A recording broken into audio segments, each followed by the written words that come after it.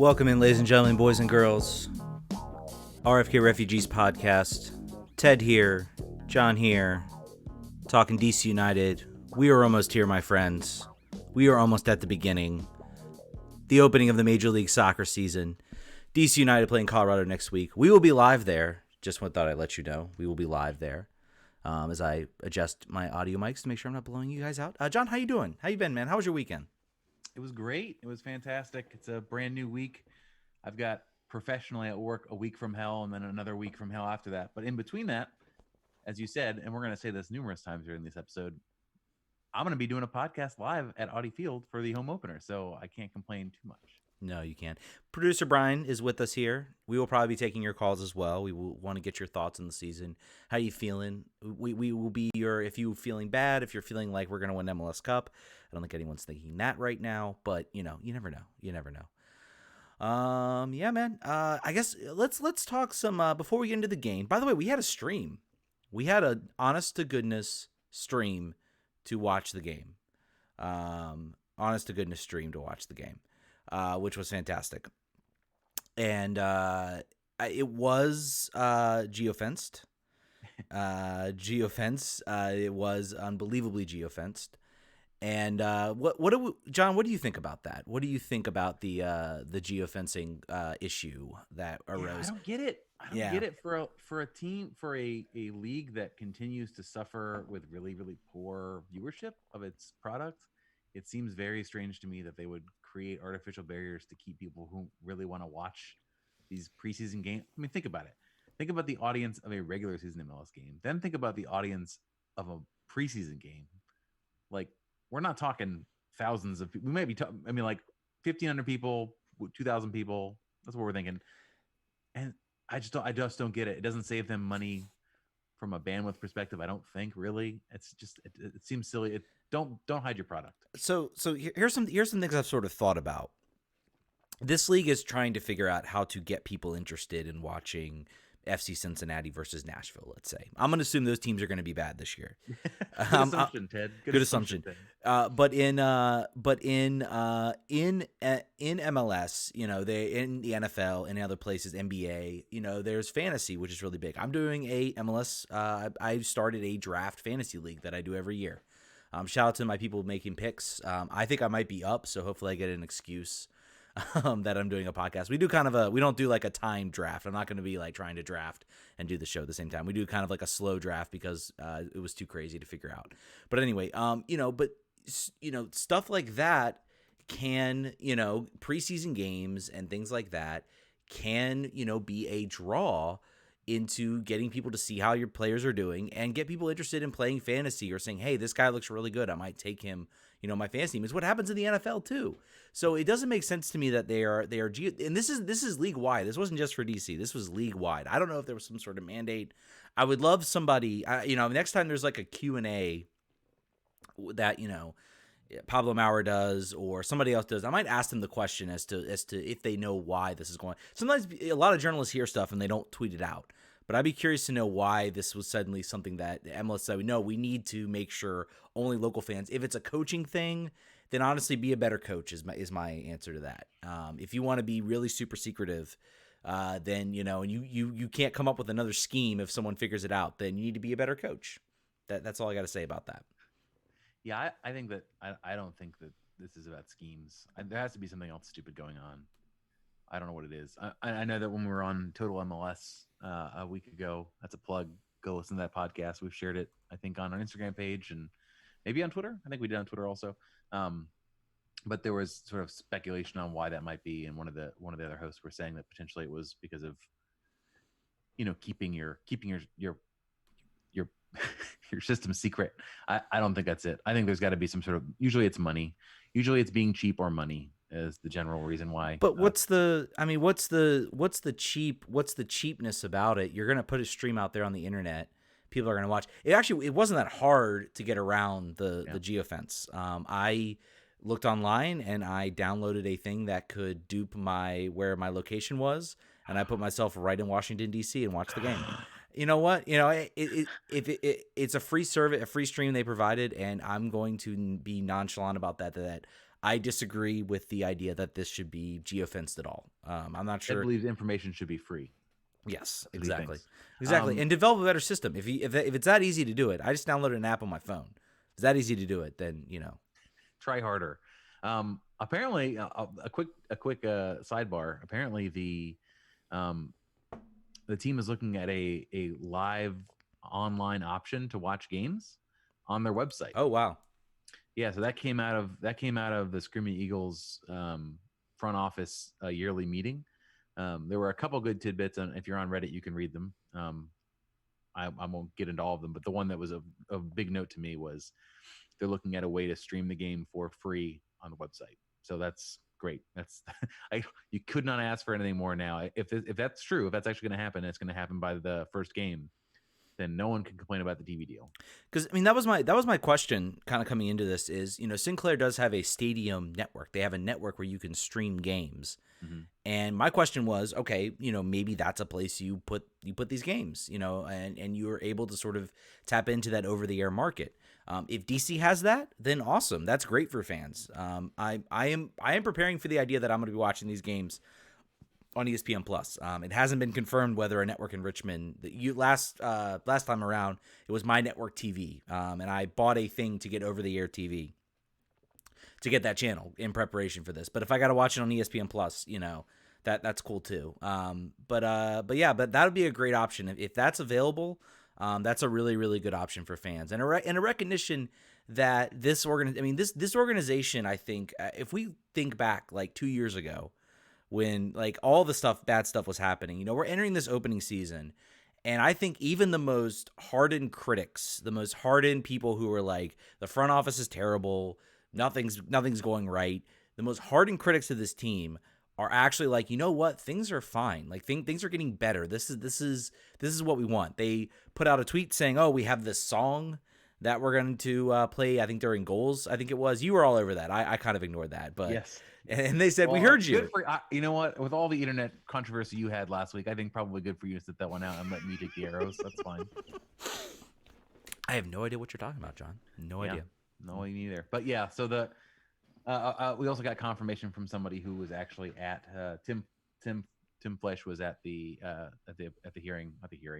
event and said that is exactly what Andy Bush told the attendees. So that's great news, fantastic news, and like I don't need to get into, but basically, long story short, basically, the team was asking fans what song they wanted to be played after goals, and they gave 4 songs. One of them was Chuck Brown, so that was the correct answer. But people were very upset about the fact that they were people thought it was similar to the Hype Man, the faded Hype Man.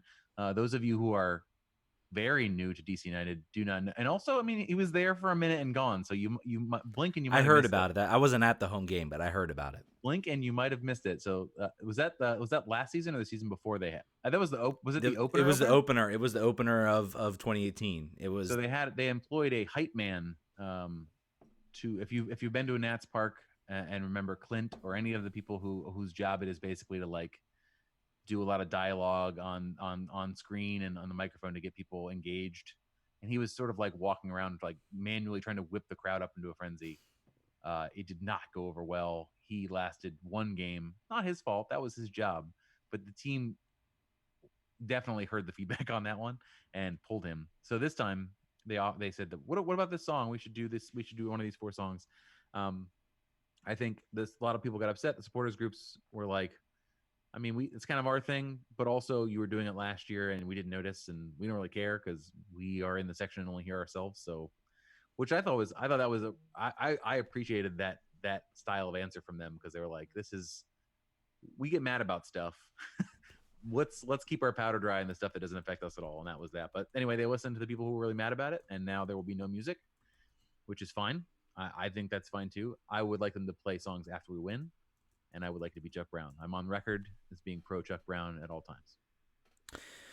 Yeah, I mean, I think it's good that they went and they listened to the fans, and they said, you know what, this isn't working, and this is something I don't think we would what we would have seen from this team.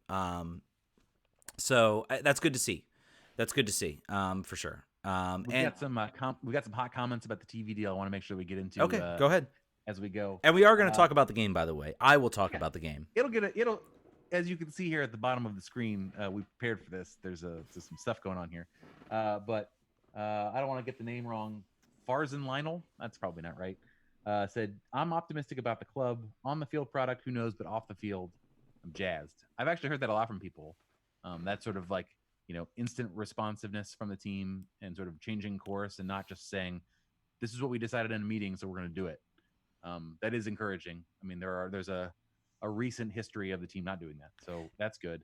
And to sort of take us down a notch on the optimism scale, M. Rickling said DC United is not getting paid for its TV rights and it's picking up part of production costs again. This hasn't gotten better yet. Maybe true. From my perspective, the only goal with the TV deal was to get it on the air and not and to have an option where there doesn't cost their fans money. They know very much that right now they are. It is a. I don't know if you say I don't know if it's a buyer's or seller's market, but basically, like, there aren't enough fans and there are too many good things to watch on TV, and they're trying to win back mind share. So they'll it's a loss leader for them to have to pay fees and get on the air because they need fans again. They need people to watch And let's be clear. So they are currently as you well know, MLS is taking over local and national rights. It's not official yet, but it is probably happening. So I think what the team is saying, the team doesn't really have. There's not a we can sign this deal and then hey, we'll see what happens. We'll see what happens and maybe things grow. This is we need to get this crap on for 2 years. And then and figure out a way to do it and just kind of roll from there. So I understand their predicament right now. It's pretty obvious what their predicament is. Let's talk the game real quick. I want to talk about what's down here as I look over. So the stream was there. It was the first preseason game we got to see. One thing I will take away from this game, obviously DC won 3-1. Good to see against a Philly team that was really good, and we did not play well against Philadelphia. So preseason, you kind of take what you can get, but good to see the team playing well. I thought the most interesting thing about this game, and what I'll bring in is last preseason. I remember we all were kind of talking like we all watched these games and we're like, DC's playing kind of a possession style, slow build up. I mean, this is not what was successful in the last part of 2018. This was a quick style, selective press, hit at you with odd man and odd man rushes, as to use a hockey term, and score goals. And that was not a style we saw. And I kind of had in the back of my, I was like, okay, well, Wayne Rooney's there. Wayne Rooney's a little slower. He's probably like, I can do this for half a season, but there's no way I can do this for a full season. So that might have been what they were looking at. That might have been what they were looking to do, so to speak.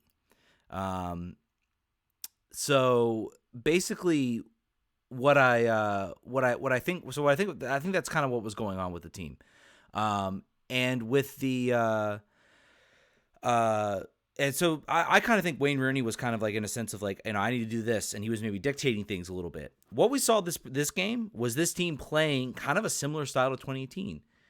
Get the ball, move it quickly. They're not going to play a full press. You're not going to see this team do a KC, 3 men, forwards attacking, everybody pressing. They're going to put pressure on you, and they're going to wait for your mistake. And then as soon as you make a bad pass, give up the ball, do something like that, they're going to attack you.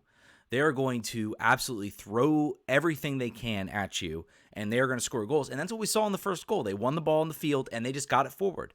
And they have the players, Edison Flores, Ulysses Segura, I'll throw in there as well, Julian Gressel, and Ola Kamara to make that happen. That's not going to happen with Wayne Rooney out in the field, certainly not for 90 minutes. So I left that game. Obviously we got the news about Paul Arriola. His surgery apparently was completed today. No extra damage.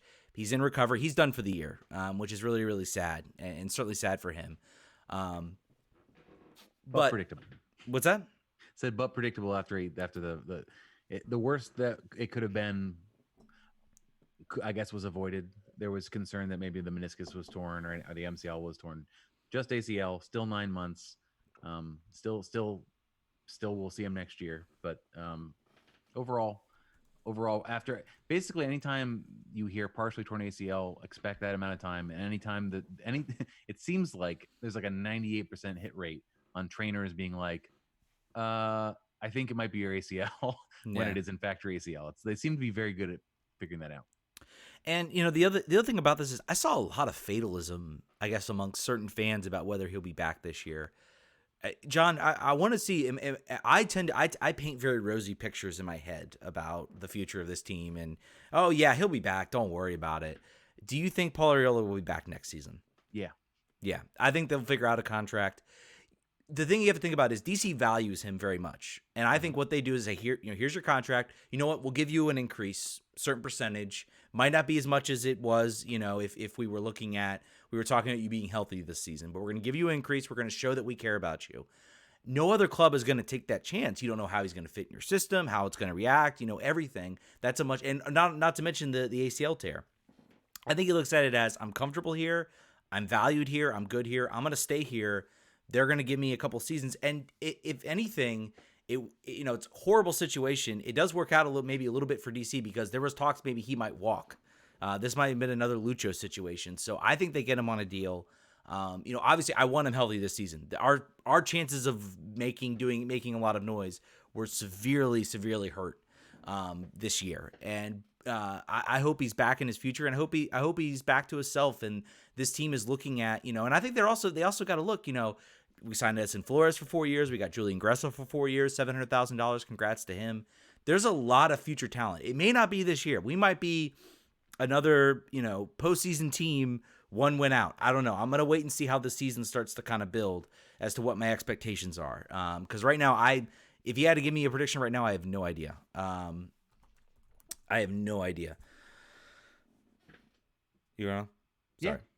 Yeah, so we'll see. It's going to be fun. Otherwise, I thought DC played well. It gave me some hope for the future, I guess you could say, that maybe the season won't be as bad. Assad came in the second half, looked pretty good. There's a lot. Your boy got 2 goals. Mister thinks he's going to score, I think, 18. Oh, heck yes. I'm still on the Ola Kamara board. So he's filling the net so far in this first game here. Also, like, first opportunity to play with a real first choice lineup pretty much all the way through in the first half. So from that perspective, I think that was the best case scenario. We haven't seen any of these games. We've won a few of them. I don't really even care because I haven't seen them, so they may as well not have happened. I know that we won a few of them. Finished 3 wins, 2 losses, and 1 draw. So that was our postseason record. So the opportunity for them to play their first choice lineup against an MLS team and score 3 is good. That's like the best. Nobody got hurt. Best outcome of the last preseason game, and gives you some hope. Gives you a chance to feel positive about how this season could go if everything sort of, hits right, and that's what we want to have happen. Yep, exactly. Yeah, and I guess to the stream, I was very, very glad that the stream was not. It was like opening stream. You look like you were watching basically imagine if you sit in the stadium and just turn binoculars around and then look through them and try to watch a soccer game. That's kind of what it felt like when you're watching that stream. And then I thought, oh god, this is going to be the longest time. And then finally, I don't know if the guy went to the bathroom and then came back and was like, oh crap, the game's starting. Let me actually move the spider camera around and actually make it look like something. But yeah, so that was fixed, thankfully, and it was fine. It was perfectly fine. Please, DC, don't do just one game. Yeah, we got a game now. We have actual real life MLS that we can actually watch coming tomorrow. I am so excited, not just to watch DC. I am so excited to watch the rest of the league. I basically told my wife, I'm getting back Sunday, and I'm just sitting on my couch all day because I got games from 12 to 8 or 10 o'clock or something like that. I might get up and grab food at some point. Maybe. It is a day of celebration. Is a high holy day of MLS nerds is to get that first day in. We're feeling good. If we're feeling as good as we can feel, provided no one else gets hurt, we're feeling pretty good. Yeah, I think so too. And I think the stadium, obviously a lot what's going around the stadium is good. And I think it certainly is going to be a very different field, Audi Field. I'm looking forward to it. I'm hopeful I get a chance to really walk around and really get to see kind of the things they've done to sort of make it feel like this is DC United's home. That's what a lot of people talked about, and I'm looking forward to experiencing it. I know a lot of people have been saying. A lot of people have been hitting us up on Twitter. A lot of season ticket holders, and everything like that. So, by the way, we have a special guest on the line. We now have Matt Pollard from Holding the High Line to talk a little bit of Colorado Rapids. Matt, welcome to the show. What's up, guys? Not much, man. Good to see you again. You were our Colorado expert last time, so you are definitely here again. Give us because honestly, man, I gotta admit, like, a lot of other teams out there being exciting, breaking transfer records. Did you all break a transfer record this year? As far as we know, the Rapids have not broken a transfer record. There was no immediate loan fee for Eunice Nomley, the player who they got as the number 10, and we officially haven't gotten any word on Brian Galvan, the young Argentine attacking midfielder who will be coming in the summer. So probably not a record in terms of a transfer fee, but when we get the salary numbers out here later this spring, I think there's a very good possibility that Eunice Nomley is the highest paid field player in Colorado Rapids history. I don't think he'll be at the 2.5 that Tim Howard was last year, though. So I'm gonna be honest with you, Matt. I got on the look at the schedule. The schedule came out. I said, all right, who are we playing first? I said, we're playing Colorado, and I did a little dance. I was like, oh god, goodness, we're great. We're playing Colorado, so I was a little bit excited. How are you feeling about your team? Do I have any reason? Should I be worried? Should my dance have been a little not as joyful? Are you feeling positive? I think most people in the Rapids community are feeling pretty positive about the team going into 2020. When you just compare what this team had under Anthony Hudson, and then even before that in the final year of Pablo Mastroeni. And I think certainly there's a lot of confidence in terms of what the Rapids have done under Porrick Smith. I'll say, ironically, probably in the weeks immediately after this fixture last year with the acquisitions of Lalas Abubakar and then Jonathan Lewis, and then obviously everything that they've done since then, going away from Anthony Hudson. I think most fans, if Robin Fraser was a politician, since I'm on a DC podcast, I would say amongst the Rapids community, he's upper 80th percentile, and I think anybody in Congress or certainly in the executive branch would be happy to be in that situation right now. So I think the Rapids overall are very confident about the 2020 season. It is the opening game of the season. It will be on the road. It'll be an early afternoon game, and pending, we're not sure whether or not right now with the weather and everything, if the team is staying in California to finish out the rest of their preseason. So there's a very decent possibility that the Rapids are rolling into Audi Field without their hashtag strength at altitude that puts them in a position to, be a little bit stronger come that 80th minute at sea level. Oh man, did you get the really long hashtag or whatever, the really long one? We got Unite the District, and then they actually did a cool thing, and they did Spanish, and they did Vamos United. So did you all get hit with you got to figure out what you're gonna do when you post content and stuff like that? So the really simple one that everybody just uses is hashtag Rapids96. That's pretty solid that most people use. Some of the stuff that the club puts out with their content, they use hashtag Elevate. I rarely use that from a Holding the High Line or Last Word on Soccer standpoint. That's mostly one that the club uses to say that the club is elevating. They use that for the Tim Howard documentary that they did last year. But strength at altitude is mostly a home game specific one that we talk about. So obviously that won't be a factor as the Rapids will be on the road this coming Saturday. I want to get a sense of one of the most well-known players you have on your team right now. I know you talked a lot about the guys you brought in, but Kai Kamara, he's been a long-time player for you all, at least for a couple of years, and certainly most people in MLS have probably had him on their team at some point. What are you expecting from him this season? What is his expected goals that you think he needs to reach for this team to have success? I think honestly, I think it's a really curious question whether or not Kai Kamara is going to be the out and out starter for this team this year, just with everything that Robin Fraser's been doing. Obviously they're coming in and it's probably, going to be a 4-3-3 most of the season. I'm a little skeptical whether or not that's going to happen in the home opener, being it's going to be against a new team like DC with all the different attacking pieces that they have and not really sure what they're going to look like. Robin Fraser might go a little bit more conservative, and I wouldn't be. We might see a little bit of Benny Ball versus a form of Benny Ball in the form of two counterattacking 4-4-2 formations. But overall, Kai's been fantastic with this club. I think all the issues and maybe the reputation that he had built up and what led to his departure from Columbus or even his time in New England Revolution and to a certain extent the Vancouver Whitecaps. I haven't seen or heard anything of that from either interacting with him or any of the other players or anything. He's been a consummate professional. He's really, really happy here. He seems to be happy with the players that he's around him. There's a decent African populace within the team as well with Lawless Abubakar. They were really, really good buddies off the field and everything. And so Kai seems to be happy here. The fans seem to be happy with him, and his family seems to be happy. So I think whatever lessons were learned in the departure from Columbus a couple of years ago with Federico Higuain and the PK haven't really been a problem in terms of a locker room character standpoint. I think right now is what's Kai doing from a physical standpoint as somebody who's just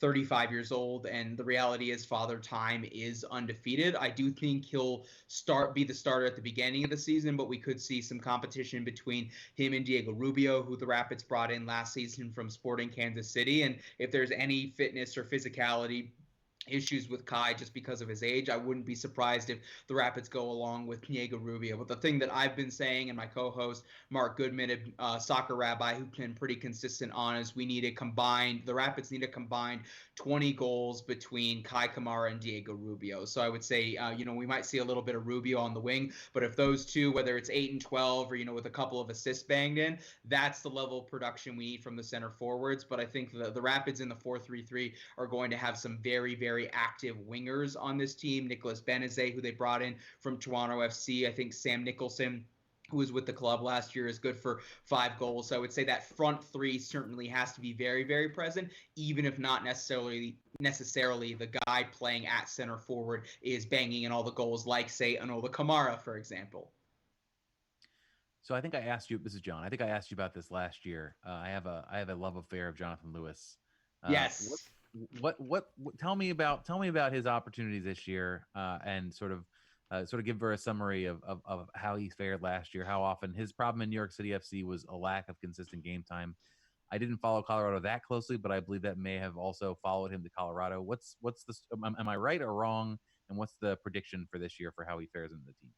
Yeah, Jonathan Lewis was a fantastic addition at the end of last season, at the end of the primaries transfer window. So, right around, I think, middle last game of May. So a couple weeks before these two teams played at Dick's last year. And he was an absolutely fantastic addition, probably the fastest guy on the team. I don't think he beat the beep test because of endurance, but if we're just doing 40-yard dash, it's probably Jonathan Lewis and Sam Nicholson are neck and neck for that first spot on the team. And he was an absolute terror under the counterattack.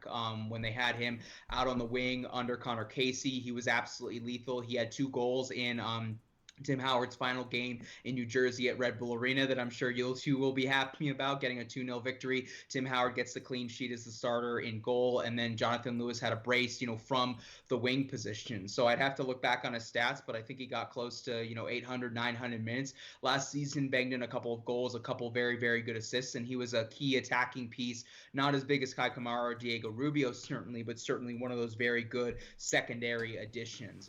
In terms of what this season looks like, I think there's going to be a lot of healthy competition at the wing position. You have Nicolas Benezet, you have Jonathan Lewis, Andre Shinyashiki, and Diego Rubio, who are both capable of year-old goalkeeper out of the development academy, spent all of last season on a USL contract with Colorado Springs, was signed to an MLS deal. He's the goalkeeper of the future, but that's 4 or 5 years away, and he was immediately loaned back down to the Springs. But yeah, it'll be Clint Irwin in goal, and everyone I've spoken to has confidence in him, even though, he didn't make, 17 saves against Belgium in a World Cup knockout game. I guess one question I have: how scared should we be that Anthony Hudson is the US U20 coach? What on a scale of 1 to 10? Oh man, I don't.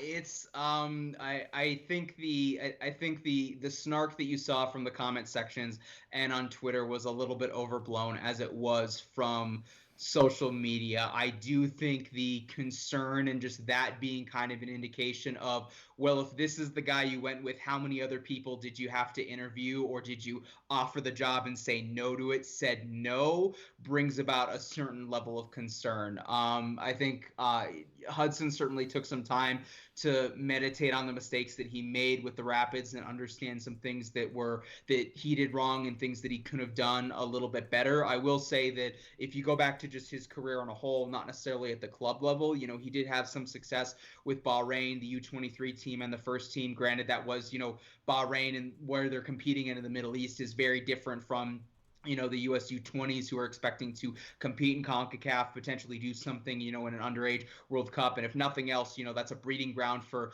the next group of guys to get called up in January or for a Gold Cup for Greg Berhalter. But, he did a really good job of getting young, underappreciated talent punching above its weight in major international tournaments. Everybody seems to forget he was the head coach of New Zealand in 2010, and they were the only team in that tournament to not suffer a loss in the entire tournament. Granted, it was 2 0-0 draws in the group stage, and then a single 1-1 draw in the group stage, and then they finished third in the group with 3 points, 3 draws, and everything. So I think the concerns are valid. I think the fact that he's coaching in a national team setup rather than a club coaching standpoint is a little bit better, but that's something that I'm going to be noticing very, very carefully. And I think certainly myself and other members of the media are going to at some point find some tactful way of asking Cole Bassett after his next U20 call-up how things are going, as someone who kind of saw how things burnt down with him from the club side, and then also seeing him from the U20 side. Cool. You made me feel pretty much about the same about how I feel about this. But no, it's good. It's good to hear. It's good to hear a little bit, I guess, about how he can. I am willing to give him the benefit of the doubt. Coaching young players is very different from coaching full-time professionals. I want to say one of the coaches from Philly, I think, burnt out, and I thought he did a pretty okay job coaching the youth national team, coaching like I don't know if it's USL team or a youth team. I can't really remember. So it is different. It's very, very different. So I'm willing to give him the benefit of the doubt, certainly on that. Turning back to the game on Saturday, give us your prediction for the game. What are things you're going to be looking for?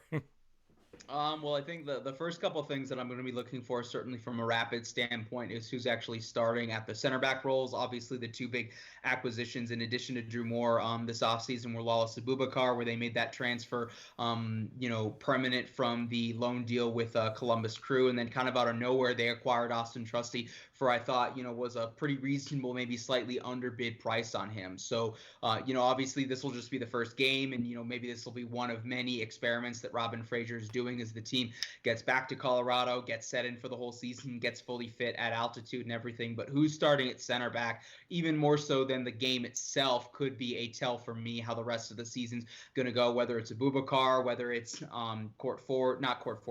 whether it's Drew Moore or Austin Trusty. Court Ford's still on the mend, but I have heard that he'll be ready at some point this season, but he hasn't been. He's been in all rehab this offseason. And preseason. And then also who's starting up top from an attacking standpoint. Do we see a Rapids debut for Nicholas Benezet, who was with Toronto last year? Do we see a MLS debut for Eunice Nomley, the DP number 10, to be brought in? I'm really curious to see just what new Rapids players start on Saturday, and then what roles are they assigned in from a formation and from a tactical standpoint, whether Benezet is on the right or the left, does he play the full 90 minutes, and what is Nomley doing in the midfield next to a Jack Price and a Kellen Acosta. And in terms of my predictions, I apologize for being a total homer in here, guys, but it's MLS, it's early MLS season, and I think it's really, really easy for a good defensive team with a good D-mid and a couple good center backs, just bunker, play ugly soccer, and get out of there with a 1-1 draw. So I think that the Rapids will come out in a flat 4-4-2. It will be very uninspiring, and the Rapids will find a way to Benny ball their way to a result on the road that they will absolutely take to the bank going home. So you're going with a win, my friend. Give us no 1-1 draw. 1-1 draw. Okay, all right, that's fine. That's fine. That's fine. You can go to. I don't know if you're coming to the game. You can go to Caesar Sportsbooks and place that bet. I think there's some sort of rule where two teams play Benny ball against each other, a hole in the universe tears and all of us get sucked in. Or okay, so I look forward to the destruction of Audi Field on Saturday at 1 p.m. Eastern time. it will be all because of defensive tactics in an MLS game. That's the way it goes. Or I was going to say the other option aside, our inevitable and complete destruction is a 6-5 thriller, just happening in sort of in contradiction and in spite of all that we know. So those are that would be very MLS, and I think certainly, although you guys would have to do some rebranding then, because I assume if Audi Field gets destroyed, you aren't going to be RFK refugees if you have to move back to RFK. True. We got to make sure that we park that domain. I don't know if we've done it yet, but we got to make sure that we get on that. Okay, get on that. RFK is done, son. By the way, they've already moved out. There is lead in the. I don't know if you went to a game at RFK. I was at last call at RFK. Okay, actually. You might want to talk to your doctor and make sure you don't have any lead poisoning, because apparently there was lead-based paint. That's why they had to move out. So just go get checked. Just go get checked. I don't know. We might look back in 30 years and be like, wow, the cancer rate amongst soccer fans is really high in DC. What does that have to do with? Wouldn't that be right. Doctor's visit and a 6-5 thriller on Saturday. I'll take it. All right, sounds good. I'm going 2-0 DC. That's my prediction for the game. Matt, thanks so much for joining us, my friend. Tell the good people where they can find you. You can find me on Twitter at LWS Matt Pollard, and if you want anything Rapids related, at Rapids 96 Podcast. We'll be doing our show, me and Mark, probably on Thursday. We'll be doing obviously the reverse fixture, viewing the Rapids perspective of Colorado Rapids taking on DC United and looking at the team all season long. And then if you want any of my written musings, Rapids related or otherwise, lastwordonsoccer.com. Cool. Thanks so much, Matt. Really appreciate it. Thank you, gentlemen. Have a good evening. You too. Bye. I'm gonna just have my own Jonathan Lewis focus podcast about why can't he break through. I don't know why I choose players. I chose Santino Quaranta in a similar way. I was like, you know what? He's just not getting a shake that he deserves. I see something that other people don't see, and with Jonathan Lewis, that is absolutely the story. I think plenty of analytics people see it, and he's been talked about a lot. So it's just kind of. I'm very analytically minded. Anybody listening to this show knows that I know all of the analytics for soccer. Yeah, and I know expected goals, and that's about it. We'll see what happens in this game. I'm curious, like what the 96 what they're gonna do for their history in 1996 and MLS. I guess they did win an MLS Cup under Coach Gary Smith, but that is largely referred to. SB Nation does the worst MLS Cups. Or they do the worst, they do worst videos, which are always fun to watch.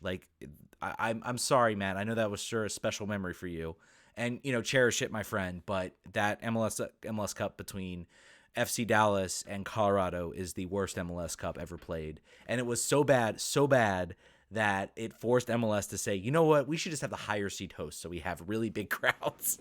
Was it Dominic Baji that scored the winner and tore his ACL on the goal? Possibly. I know there was an own goal from FC Dallas in that game too. That happened as well. I'm sure listeners will correct. It was one of their players tore his ACL while scoring. And now Gary Smith is back coaching in MLS in Nashville, so that should be all kinds of fun. Yeah, I mean, I guess anything like DC. I know we did a lot of Colorado in this game. I mean, I think it's the only real question for this game coming into it. Not really what formation this team's going to play, even though they did throw out a 4-3-3 in that game. I mean, it was listed as a 4-3-3. With Segura playing a little bit more advanced. I'll tell you now, who just became a much more important player? It's Ulysses Segura. Before he was kind of maybe he's the bench guy, maybe he's coming, maybe he makes a couple of appearances, but the talent in the midfield has really kind of pushed him to the side. He's a very important player for this team this year.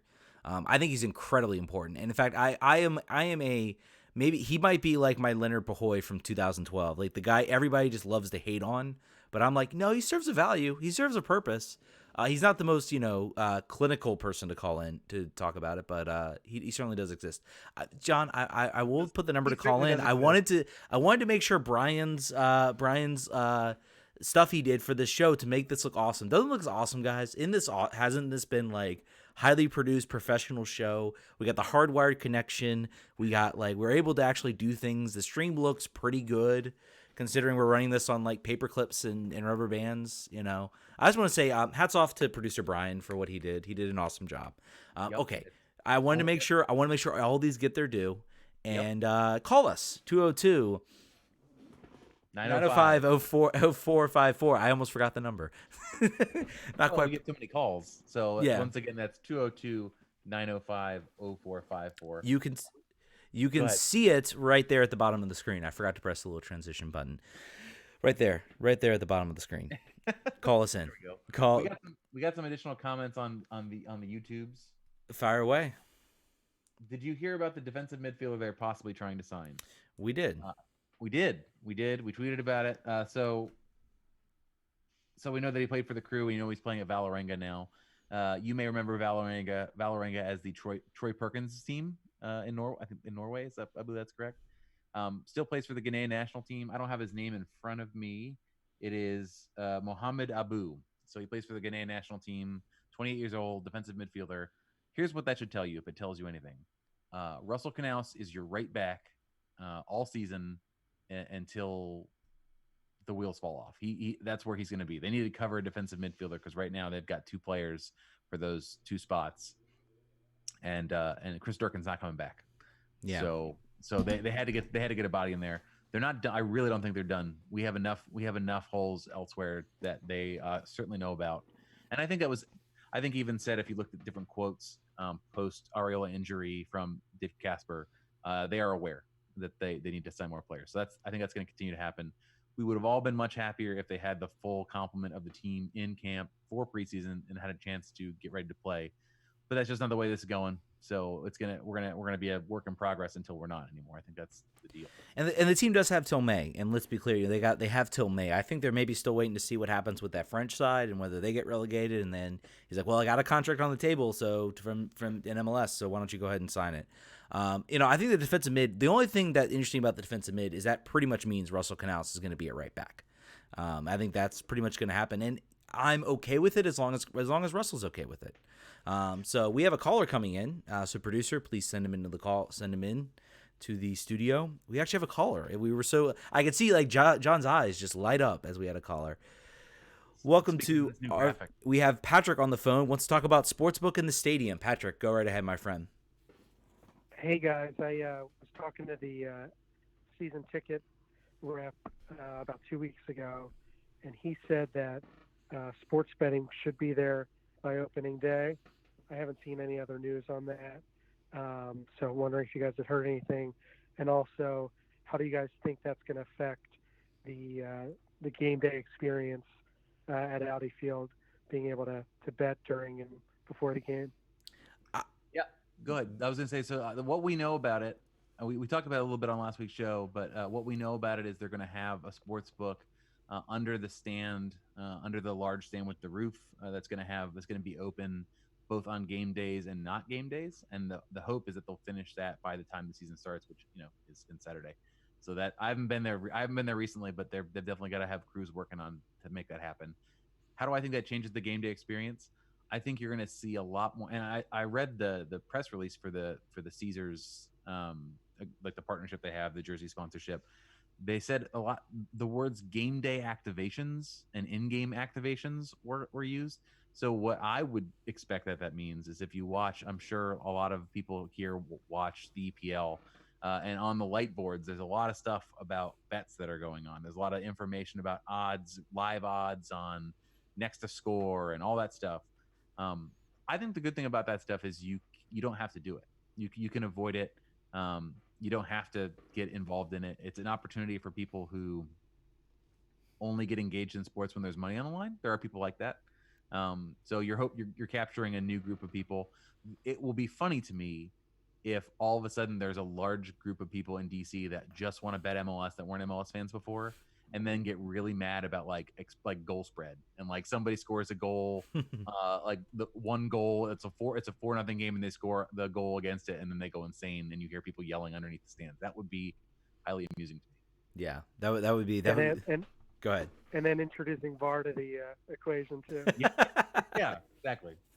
I'm looking forward to it. I might peek in if it is opening day. I know the people said season ticket reps have told.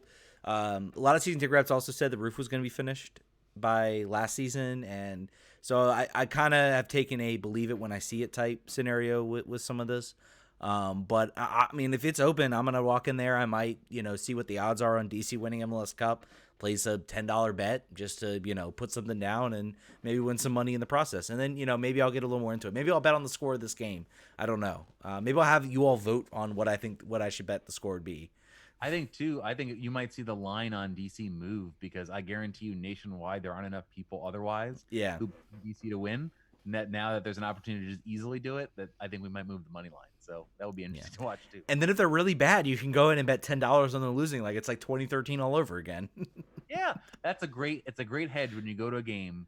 So put 20 to lose, and then if you go win, you're like, hey, we won it. If you lost, you're like, well, it was free. It's fine. It's not anything else you got, Patrick? The other thing I would note is that the DC Lottery is coming out with their own mobile app for betting too, and that's supposed to be coming out in the next couple months too.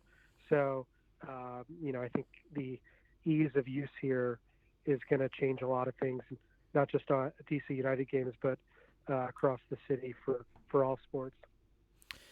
Yeah, I think that's something that's going to develop. I'm looking forward to it here in as soon as I can bet on kickers, then I will know things have gone way over the deep end. Let me just say, thanks so much for calling in, Patrick.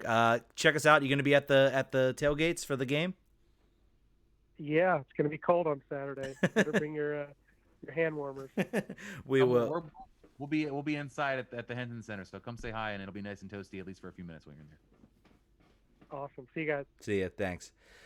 Cool, man. We got a call already. This is like going fantastic. We got this like awesome stream quality. I'm over the moon right now of how awesome this has gone. Ed's happy. We've got some more chat questions. Fireman.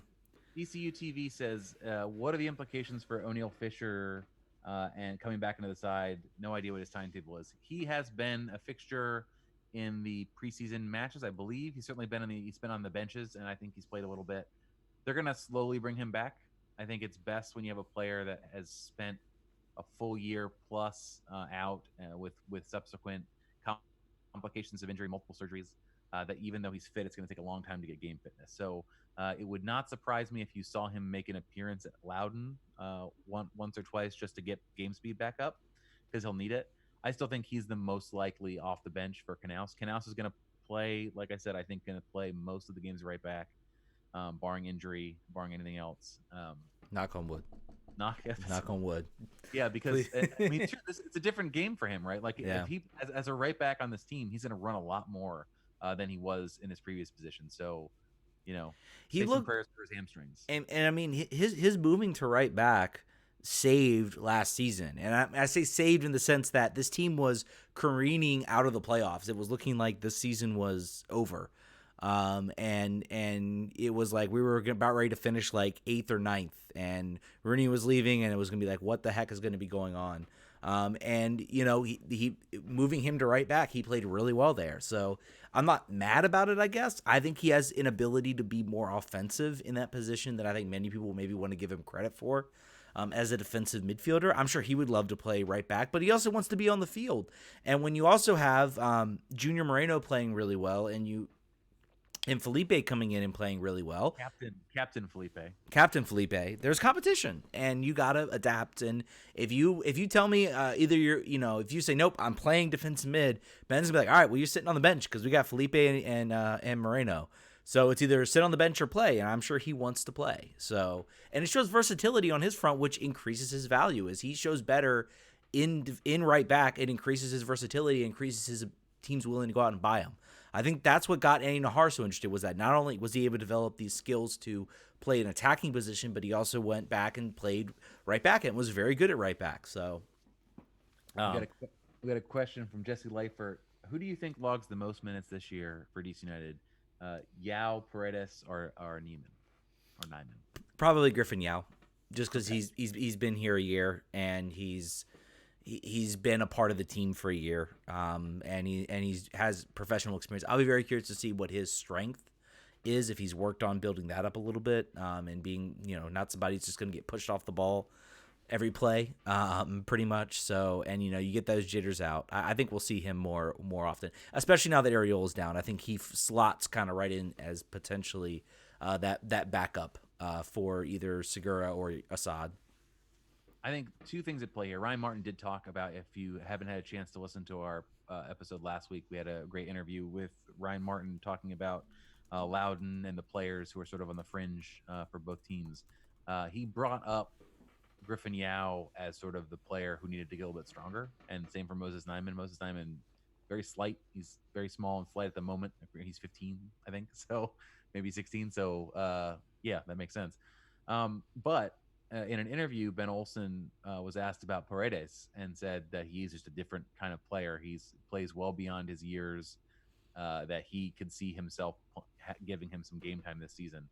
Griffin Yao should play more often based on the fact, like Ted said, already was in the picture a little bit for a brief time. He plays a position that has been hit a little bit by injury, but it would be interesting to see what the team needs. Paredes has an opportunity to play probably about as much as Yao did last year, and hopefully play a lot in Loudon. As we talked about last week, we want these guys to be playing major minutes at Loudon and not just sitting and making up the 18 on an away game to FC Dallas in July because they need bodies. That would frustrate me and make me angry, and I think that Ryan Martin and Ben Olsen have come to some sort of an agreement on that going forward. So I think I didn't answer the question. Griffin Yao, I think, will have the most minutes, I think, but Paredes will have more than we would have thought. I think Nyman's not there yet. I think he's skill wise there. He looks very good against grown men at Loudon. I just don't think. I just can't see. I can't see that happening from the team's perspective at the moment. M. Rickling says, depth on a scale from fatal to not ideal. How bad is it? Why don't we have more proven players at forward or in defense who can contribute at this point? I'm going with, at this point, I'm going with not ideal. I mean, it's clearly not ideal. We've talked about, I'm sure we would love to have a full complement of roster players, out there, and we're ready to go. Sometimes it doesn't always work that way. And, it takes time to make deals. It takes time to bring players in, get players interested. Not everybody's operating, and particularly with MLS, the rest of the world is not operating on the same clock. The rest of the world is operating on the January window's closed. If you want to buy a player, we got to make sure we know we have that replacement in there. And we're coming down to the tail end of our season. Maybe we're vying for, a Champions League position in some of the smaller leagues. Maybe we're fighting relegation. The rest of the league doesn't operate, and trades within the league are kind of dried up as well. I think they're going to bring players in.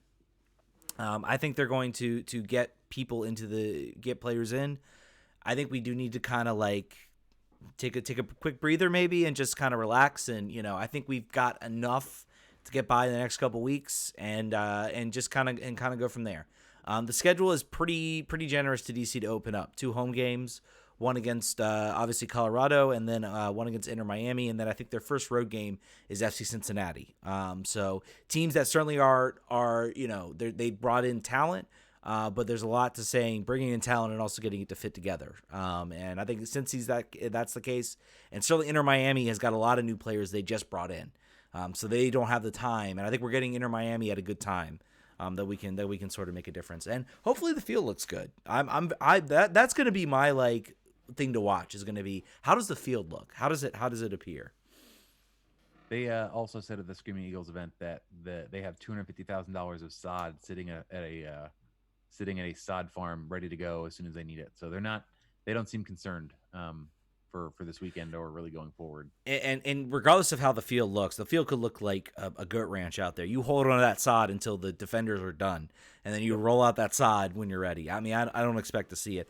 I mean, from what I've gathered, I've one of the guys who used to be sort of a field guy for the Richmond Kickers is actually working for DC. He told me after the first game, that things are fine. Things look good. It looked better than they expected. And now we've seen pictures. They're sort of, covering up the field. They've got 2 weeks to recover it. And the team's getting money for it, and the team's getting paid for it, and they're getting exposure out to Audi Field. People, it also impacts when you got 1 million people watching Defenders games out there. And you've got, concerts and events saying wow, that stadium looks really cool. Maybe we need to call and see if we can book an event there. That actually has a huge impact. And I think having those games out there is significant because people get to see the stadium. People want to come out to the stadium more too. So it's not just the money that DC's getting, and there's a lot of exposure I think that goes with having Audi Field there, because if taxpayers are going to front $150 million for a stadium, it better be used for as many events as you possibly can. I mean, as many as you can. In the 10 seconds of RFK Refugees DC Defenders talk, if they're going to play as bad as they did in LA this past weekend, it's unlikely that their season will extend into playoffs.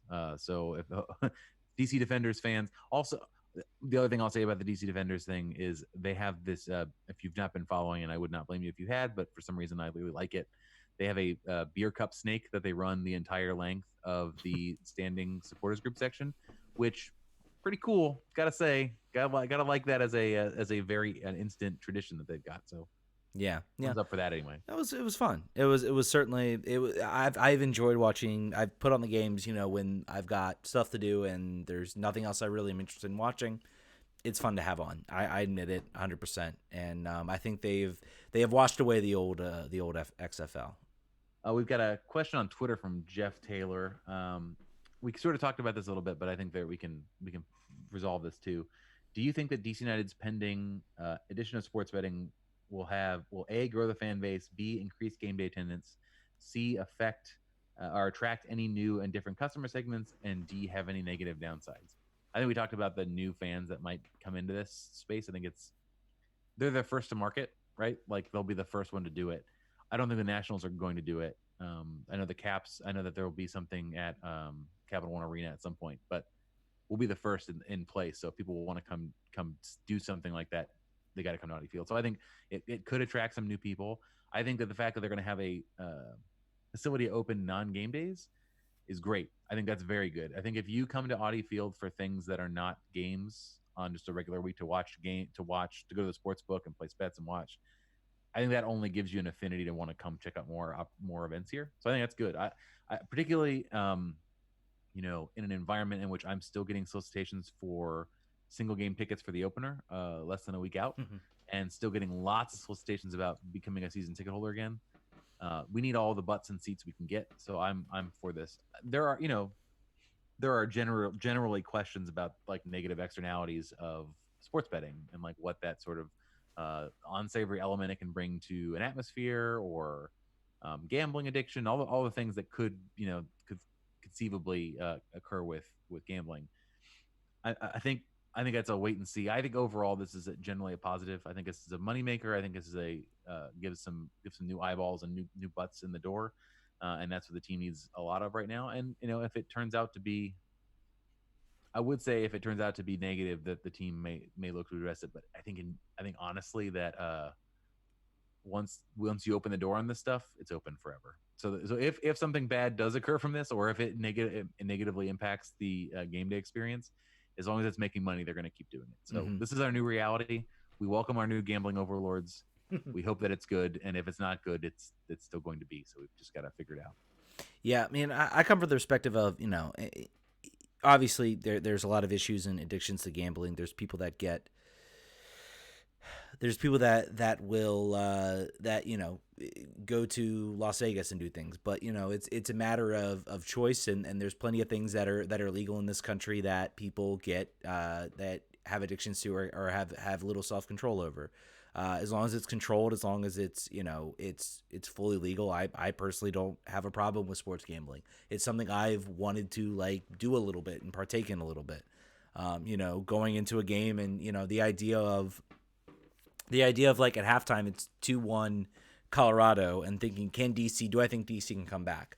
All right, here's I'll put $10 on them coming back and I get odds on that or things like that. I mean, that could be some fun, stuff that happens in the game. Or I bet on goal scorers and who's going to score a goal in the game, and bet Bill Hamid scores a goal or something like that. Something crazy. Good odds on that one probably.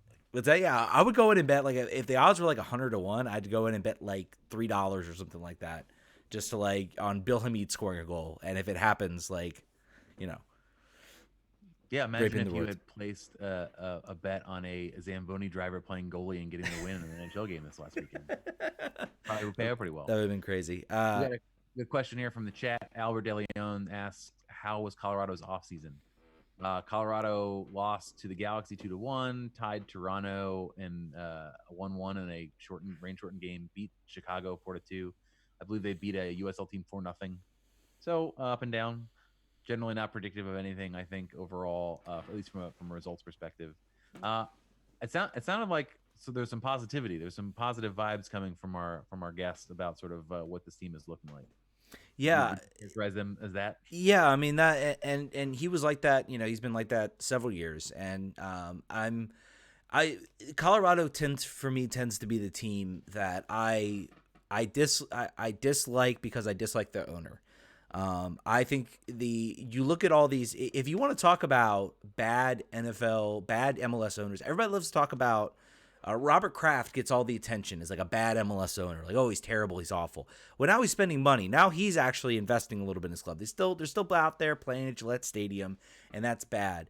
I look at Colorado and I'm like, why is it Sam Kroenke gets a pass? Everybody talks about how bad of an owner he is for Arsenal, but he gets a pass with the Rapids, and that's because no one knows he owns the Rapids. Like that's the thing about the Rapids is you don't know he's the owner. You ask people what teams does Sam, you say name the 4 teams Sam Kroenke owns. People could be the Rams, Arsenal, the Avalanche, and they'll be like, I don't know. Yeah, I have no idea who he owns. And that's the biggest problem is that it's not that they're like it's not that, it's just that it's very clear they have a stadium out there, they have a facility, and there just isn't. You're seeing all this spending going on, and it's like you have the money to go out and do this. You're making gobs of money on your LA Rams now out in LA, probably making more than when they were in St. Louis. You've got, you got Arsenal, which is still probably reaping in some money for you. Go out and spend the money. And we need more owners like Arthur Blank, like Robert Kraft in this league than we need Sam Kroenke's, because Sam Kroenke has been one of the most disappointing and just absolutely awful owners. So I want to beat this team. I want to beat Colorado. I want to beat them badly. I don't know. I have a friend whose husband was interviewing with the Colorado Rapids this offseason, and I was quasi hoping that he could get the job just so I could have inside information onto how a team that everyone presumes is operating at a very cheap level actually operates, like similar to the apocryphal RFK days of getting the free bagels taken away from the team breakfasts. Really want to know what that's like. He didn't get the job, but overall, they do have a reputation. If you think being a DC United fan post 2014 is challenging, boy, I mean they won a title in the last some amount. When did they win? 2012, 2010. 2010. So wow, 10 years ago, geez, time is moving so fast. Ed. It was 10 years ago. It was 10 years ago. I hate that so much. But yeah, like it's been rough. It's been rough for us, but overall, aside from the anomalous MLS Cup win, it's been pretty rough for them too. So. Well, I mean, you look at when DC's won cups, 96, 97, 98, 96, 97, 99, 2004. They played a brand of soccer. They played a soccer that people talk about. People talk about those teams. People talk about Colorado. They're like, how the heck did that Colorado team win a cup? There was nothing exciting, nothing interesting. They didn't play a style that you woke up every day and said, wow, this is going to be a fun game to watch. So it's just like their cup win was kind of and then it also was prefaced with the fact that Toronto fans showed up at the first half and then left in the second half.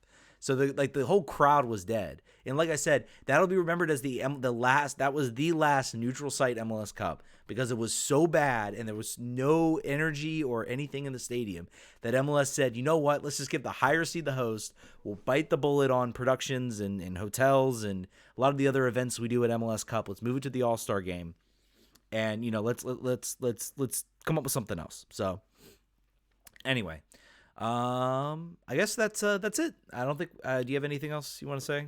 No. If you join the stream, we appreciate it. We are now literally streaming on all of the platforms. I made jokes about Friendster and Ask Jeeves today on Twitter, but literally we're on Twitch. I don't know if you watch things on Twitch, but if you wanted to, it's there.